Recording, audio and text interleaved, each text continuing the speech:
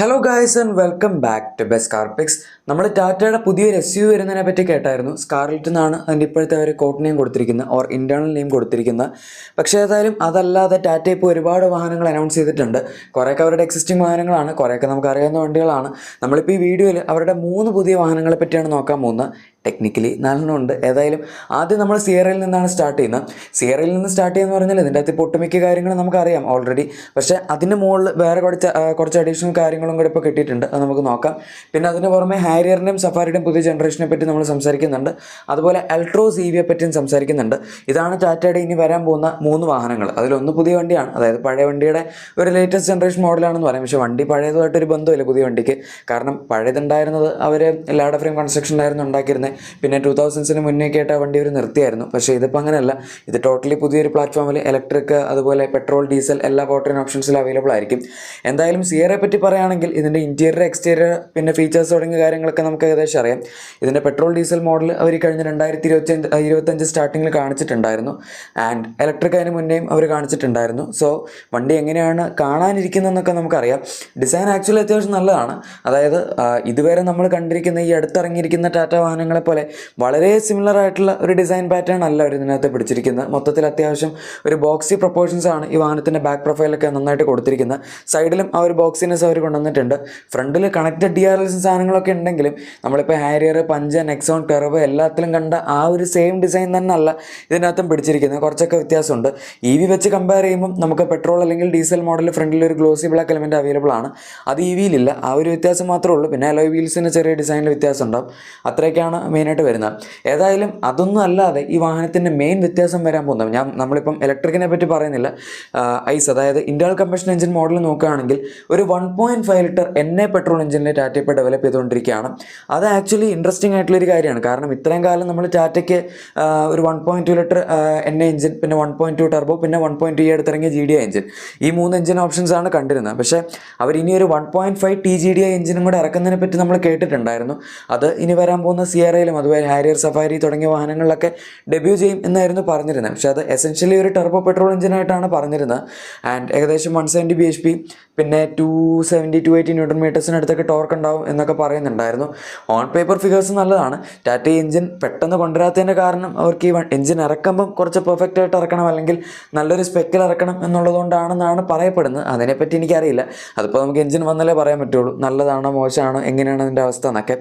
ഏതായാലും ആ ഒരു സെയിം എഞ്ചിൻ തന്നെ ടർബോ ചാർജ് ചെയ്യാതെ ഒരു NA വേർഷനിൽ കൂടെ അവർ കൊണ്ടുവരുന്നുണ്ട് എന്നാണ് ഇപ്പോൾ നമുക്കറിയാൻ സാധിച്ചത്. കാരണം സിയറ എന്ന് പറയുമ്പം അവർ ബേസ് മോഡൽ മുതൽ ടർബോ പെട്രോൾ ഇപ്പോൾ കൊടുക്കാൻ ഉദ്ദേശിക്കുന്നില്ല. പിന്നെ നമുക്കറിയാം ഇത് അബവ് 4 മീറ്റർ കാറ്റഗറിയിൽ നിൽക്കുന്ന വണ്ടിയാണ്. ഏകദേശം ഒരു 4.3-4.4 മീറ്റേഴ്സിനടുത്ത് ലെങ്ത് കാണും. അപ്പോൾ ഈ വണ്ടിയുടെ സ്റ്റാർട്ടിംഗ് മോഡൽ ടാറ്റ ഇപ്പോൾ കർവിലൊക്കെ കൊടുക്കുന്ന ആ 1.2 ലിറ്റർ ടർബോ പെട്രോൾ, അതും GDI അല്ലാത്ത നോർമൽ റെവോട്രോൺ പെട്രോൾ എഞ്ചിൻ കൊടുക്കുകയാണെങ്കിൽ പിന്നെ പ്രത്യേകിച്ച് വലിയ കാര്യമൊന്നുമില്ലല്ലോ. കൊടുക്കുകയാണെങ്കിൽ ഹൈപ്പീരിയോണെങ്കിലും കൊടുക്കണം. പക്ഷേ അതൊക്കെ പ്രൈസ് കൂടും. അതുകൊണ്ടായിരിക്കും ചിലപ്പോൾ ഒരു ടർബോ വേണ്ട, നമുക്കൊരു 1.5 NA അവരിപ്പോൾ ഡെവലപ്പ് ചെയ്തിരിക്കുന്ന ഈ ടർബോ പെട്രോൾ എഞ്ചിനിൽ നിന്ന് ഡെറൈവ് ചെയ്തിട്ട് കൊടുക്കാം എന്ന് വിചാരിച്ച്. ഏതായാലും ഇപ്പോൾ നമുക്ക് ഈ ഒരു പ്രൈസ് പോയിന്റിൽ കിട്ടുന്ന അബവ് 4 മീറ്റർ കോമ്പാക്ട് SUVs, അതായത് ക്രെറ്റ ആയിക്കോട്ടെ, സെൽറ്റോസ് ആയിക്കോട്ടെ, എലവേറ്റർ ആയിക്കോട്ടെ, ഈവൻ MG ആസ്റ്റർ, അങ്ങനെ ഒട്ടുമിക്ക എല്ലാ വാഹനങ്ങളിലും, ഗ്രാൻഡ് വിറ്റാര, ഹൈറൈഡർ എല്ലാത്തിലും നമുക്ക് 1.5 NA എഞ്ചിൻ അവൈലബിൾ ആണ്. ആകെപ്പാട് അതില്ലാത്തത് നമ്മുടെ സിട്രോൻ്റെ C3 എയർക്രോസിലില്ല. പക്ഷേ അതിൻ്റെ അകത്ത് 1.2 NA ഉണ്ട്. അതൊരു അടുത്ത് കൊടുത്താണ്, അതെന്തിനാണ് കൊടുത്തത് എനിക്കറിയില്ല. അതുപോലെ നമ്മുടെ മറ്റതിൻ്റെ അകത്തും ഇല്ല. അതായത് ഫോക്സ്വാഗൻ്റെ കുഷാക്ക്, ടൈഗോൺ, ഈ 2 വാഹനങ്ങളിലും 1 ലിറ്റർ TSI ആണ് സ്റ്റാർട്ടിംഗ് പോലെ വരുന്നത്. എന്തായാലും ഇതങ്ങനെയല്ല. അതിന് പകരം ഒരു 1.5 NA തന്നെ കൊടുത്തിട്ടുണ്ട്. സോ വണ്ടിയുടെ ഇനീഷ്യൽ പ്രൈസിങ് അല്ലെങ്കിൽ സ്റ്റാർട്ടിംഗ് പ്രൈസ് ഒരു ഇത്തിരി താഴെ നിർത്താൻ വേണ്ടിയാണ് ടാറ്റ ഇങ്ങനൊരു മൂവ് എടുത്തിരിക്കുന്നത്. ആൻഡ് അഗൈൻ നമ്മൾ നേരത്തെ പറഞ്ഞ പോലെ ഇത് അബവ് 4 മീറ്റർ ആയതുകൊണ്ട് പ്രത്യേകിച്ച് ടാക്സിൻ്റെ കുറവുകളൊന്നും ഇതിനകത്ത് കിട്ടുന്നതായിരിക്കില്ല. അങ്ങനെ ടാക്സ് കുറവ് വരണമെങ്കിൽ വണ്ടി സബ് 4 മീറ്റർ ആയിരിക്കണം. സബ് 4 മീറ്റർ തന്നെ വണ്ടിയുടെ എഞ്ചിൻ ഡിസ്പ്ലേസ്മെൻറ്റ് 1.2 ലിറ്ററിന് താഴെ ആയിരിക്കണം. അതായത് 1200 cc താഴെ ആയിരിക്കണം. അതുകൊണ്ടാണ് കമ്പനിയുടെ എല്ലാം 1198 cc, 1197 cc അങ്ങനെയൊക്കെ ഇറക്കി വണ്ടികൾ ഇറക്കുന്നത്. ഏതായാലും ഈ വണ്ടിയിൽ നമ്മൾ ഫീച്ചേഴ്സിൻ്റെ കാര്യത്തിൽ പ്രത്യേകിച്ചൊന്നും പേടിക്കാനുണ്ടാവില്ല. കാരണം ഓൾറെഡി ടാറ്റ ഹാരിയർ EV ഇറക്കി ഇഷ്ടംപോലെ ഫീച്ചേഴ്സ് അതിൻ്റെ അകത്ത് കൊടുത്താണ്. അപ്പോൾ ഒരു ലേറ്റസ്റ്റ് ജനറേഷൻ പ്രോഡക്റ്റ് എന്നുള്ള രീതിയിൽ നോക്കുമ്പോൾ സിയറ EV ഉറപ്പായിട്ടും ഹാരിയറിൻ്റെ അത്രയും ലോഡായിരിക്കും. ചിലപ്പോൾ അതിലും കുറച്ചുകൂടെ പുതിയ ഫീച്ചേഴ്സും കൊടുക്കാൻ ചാൻസ് ഉണ്ട്. അതൊക്കെ എന്തായാലും നമുക്ക് കണ്ടറിയാം. ഈ വർഷം അവസാനം അല്ലെങ്കിൽ അടുത്ത വർഷം സ്റ്റാർട്ടിങ്ങിലാണ് ഈ വാഹനത്തിന് ലോഞ്ച് പറഞ്ഞിരിക്കുന്നത്. മിക്കവാറും ഈ വർഷം അവസാനം തന്നെ വരുമായിരിക്കും. ഇനി നമ്മുടെ അടുത്ത വാഹനം ഈ ലിസ്റ്റിൽ ടാറ്റയുടെ പുതിയ ജനറേഷൻ ഹാരിയറും സഫാരിയാണ്. സത്യം പറഞ്ഞു കഴിഞ്ഞാൽ ഒരു ഇൻഡിപെൻഡൻറ്റ് വീഡിയോ വേണമെങ്കിൽ ചെയ്യാം, കാരണം അത്യാവശ്യം ഡീറ്റെയിൽസ് ഒക്കെ ഇപ്പോൾ ടാറ്റ പുറത്തു വിട്ടിട്ടുണ്ട്. സാധാരണ വണ്ടികൾ ഇറക്കുന്നതിന് മുന്നേ ആയിട്ട് ഇത്രയും ഡീറ്റെയിൽസ് പുറത്തു വിടാത്തതാണ്. പക്ഷേ ഏതായാലും ഈ വണ്ടികളുടെ കാര്യത്തിൽ അങ്ങനെയല്ല. അതായത് മെയിനായിട്ട് വ്യത്യാസം വരാൻ പോകുന്നത് ഇതിൻ്റെ പ്ലാറ്റ്ഫോമിലായിരിക്കും. ഇതിപ്പം ജനറേഷൻ അപ്ഡേറ്റ് എന്ന് പറഞ്ഞത് ഈ വർഷം വരും, അടുത്ത വർഷം വരും എന്ന് പറയുന്ന പോലത്തെ ഒരു അപ്ഡേറ്റ് ഒന്നുമല്ല. ഇനി ചിലപ്പോൾ 2-3 വർഷം അല്ലെങ്കിൽ അതിൽ കൂടുതലൊക്കെ എടുത്തേക്കാം ഈ ഒരു വണ്ടി പുറത്തിറങ്ങാൻ. പക്ഷേ എന്തൊക്കെയായാലും മാറ്റങ്ങളെന്ന് പറഞ്ഞാൽ അത്യാവശ്യം നല്ല രീതിയിൽ തന്നെ അവർ കൊടുക്കുന്നുണ്ട്. അതായത് പ്ലാറ്റ്ഫോം ഇപ്പോൾ നമുക്കറിയാം ഇത് ലാൻഡ് റോവറിൻ്റെ D8 ഡിറൈവ്ഡ് ആയിട്ടുള്ള ഒമേഗ ആർക്ക് എന്ന് പറഞ്ഞ പ്ലാറ്റ്ഫോമിലാണ് വരുന്നത്. പക്ഷേ ഇനി പുതിയ ജനറേഷനിലേക്ക് വരുമ്പോഴേക്കും, അതായത് സെക്കൻഡ് ജനറേഷൻ മോഡൽ ടാറ്റയുടെ കുറച്ചും കൂടെ ഫ്ലെക്സിബിൾ ആയിട്ടുള്ള പുതിയൊരു പ്ലാറ്റ്ഫോമിലായിരിക്കും ബേസ് ചെയ്തിരിക്കാൻ പോകുന്നത്. അതായത് ഇവരുടെ ഇത്തിരി കൂടെ ഫ്ലെക്സിബിൾ എന്ന് പറയുമ്പോൾ നമുക്ക് അതിൻ്റെ അകത്ത് പെട്രോൾ ആയിക്കോട്ടെ, ഡീസൽ ആയിക്കോട്ടെ, ഹൈബ്രിഡ് ആയിക്കോട്ടെ, ഇലക്ട്രിക് ആയിക്കോട്ടെ, അങ്ങനെ എല്ലാ പവർ ഓപ്ഷൻസും വെക്കാൻ പറ്റും. അതിൽ ഹൈബ്രിഡ് ടാറ്റ കൊടുക്കുമെന്ന് എനിക്കറിയില്ല, കാരണം അവരിതുവരെ ഹൈബ്രിഡിൽ ഡെവലപ്മെൻറ്റ്സ് ഒന്നും തുടങ്ങിയിട്ടില്ല. പക്ഷേ ബാക്കി അവർ പറഞ്ഞിരിക്കുന്ന സാധനങ്ങളെല്ലാം തന്നെ കൊടുക്കാൻ സാധ്യതയുണ്ട്. അതിന് പുറമെ നമുക്കിപ്പോൾ ഹാരിയറിനകത്ത് ഓൾ വീൽ ഡ്രൈവ് സെറ്റപ്പ് കൊടുക്കാൻ കുറച്ച് ബുദ്ധിമുട്ടാണ്. കാരണം എഞ്ചിൻ Fiat-ൻ്റെ ആണ്, പ്ലാറ്റ്ഫോം ലാൻഡ് റോവറിൻ്റെ ആണ്, ട്രാൻസ്മിഷൻ Hyundaiയുടെ ആണ്.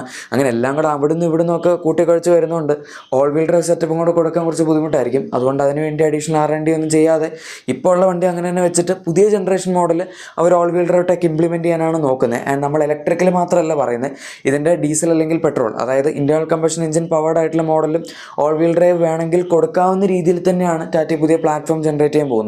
അതായത് നമ്മുടെ ഇപ്പോൾ ഇനി വരാൻ പോകുന്ന മഹീന്ദ്രയുടെ പുതിയ NFA platform, new flexible architecture എന്ന് പറയുന്ന ഒരു പ്ലാറ്റ്ഫോം പോലെ തന്നെയായിരിക്കും ടാറ്റയുടെ ഈ പുതിയ ഹാരിയറിലും സഫാരിയിലും വരാൻ പോകുന്ന ഈ പ്ലാറ്റ്ഫോമും. ആൻഡ് ഇതിൻ്റെ പേര് അവർ കോഡ് നെയിം കൊടുത്തിരിക്കുന്നത് ടോറസ് ആൻഡ് ലിയോ എന്നാണ്. ജസ്റ്റ് ഇൻറ്റേർണൽ കോഡ് നെയിമാണ് ഇത്. ശരിക്കും വണ്ടികൾക്ക് ഉപയോഗിക്കുമെന്ന് പേരൊന്നുമല്ല. അതിപ്പോൾ ഓൾറെഡി 2 പേരുണ്ടല്ലോ. നമ്മൾ നേരത്തെ സ്കാർലെറ്റ് പിന്നെ അങ്ങനത്തെ പേരുകളൊക്കെ പറഞ്ഞ പോലെ തന്നെ ജസ്റ്റ് ഒരു ഇൻറ്റേർണൽ പേരായിട്ട് തന്നെ ഉപയോഗിക്കുന്നതേ ഉള്ളൂ. എനിവേ ഈ വണ്ടികളുടെയൊക്കെ ലെങ്ത്തിലും ഏകദേശം 100 മുതൽ 150 mm വരെ കൂടുതൽ ഇൻക്രീസ് വരും എന്നും പറയുന്നുണ്ട്. ഏതായാലും നമുക്ക് കണ്ടറിയാം. ചിലപ്പം അധികം വൈകാതെ കുറച്ചുകൂടി ഡീറ്റെയിൽസ് അവർ പുറത്തു വിടായിരിക്കും. വളരെ ഇൻട്രസ്റ്റിംഗ് ആയിട്ടുള്ള അപ്ഡേറ്റ്സ് ആണ് നമുക്കിനി ഹാരിയറിലും സഫാരിയിലും കിട്ടാൻ പോകുന്നതെന്നുള്ളത് ഇതോടുകൂടി ഇവിടുന്ന് മനസ്സിലാക്കാം.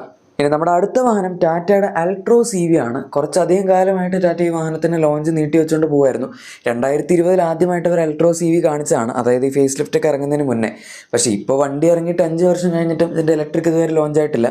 വണ്ടി ഇറക്കി 2021 തന്നെ ഈ വാഹനത്തിൻ്റെ battery packaging issues Tata face ചെയ്യുന്നുണ്ട് എന്നുള്ളത് നമ്മൾ കേട്ടതാണ്. അതിൻ്റെ ഒരു റെസൊല്യൂഷൻ അവർക്ക് ഇപ്പോഴും കിട്ടിയിട്ടില്ല എന്നുള്ളതാണ് പ്രശ്നം.